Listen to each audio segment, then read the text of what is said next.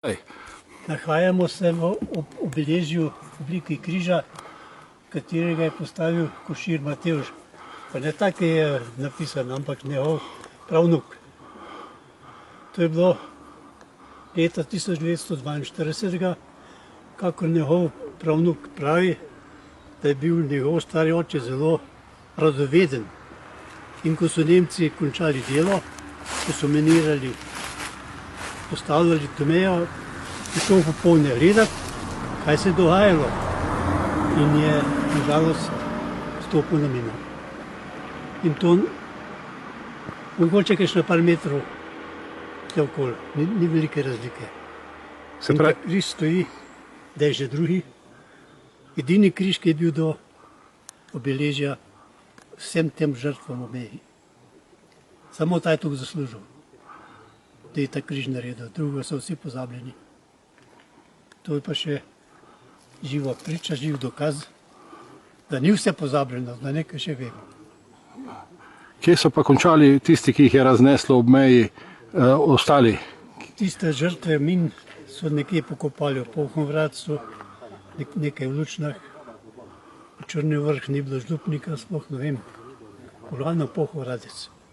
Tam so bile te žrtve, pa te stare mame, pa tete, so hodile hmaš, ali pa sorodnikov obiskovati in je bilo največ žrtev takih, ki je šel na obisk, ni pazil, šel. Vojak, pa tisti moški, se moških je bilo zelo malo doma. Te mame, tete, ki so ostale doma, veste, kako je, no mora biti žlahta, če ne gre, če se ne obišče, to se pozabi. To so hodile večine ženske. Pa kakšen hlabec pri hiši, če ni bil sposoben za vojsko ali pa kaj takega, pa je malo švercev takrat.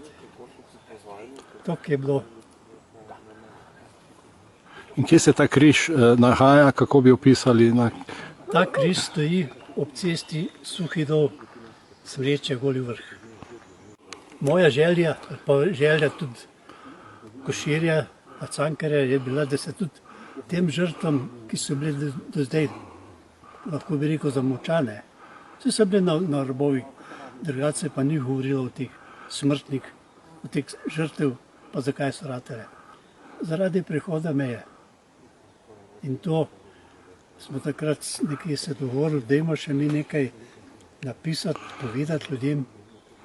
In zasluga naša je tudi, da smo očistili temelja stolpa, da smo postavili tablo in to, kar tako značili. In obeležijo v Medvedekovem mlinu in del te meje. Zato še enkrat rečem, da je naša želja postaviti vsaj 3 take table, kot so ob cesti Suhi Dol Smreče. Medvedov Malm, pri gasilskem domu v Zalogu, pa pri Medvedku v Polhovratcu. Kaj bi pa vi danes rekli, da imamo bodečo žico na meji s Hrvaško in da po Kolpi že plavajo trupla? Žalostno. Sam pomislimo na naše žrtve. Neprijetno.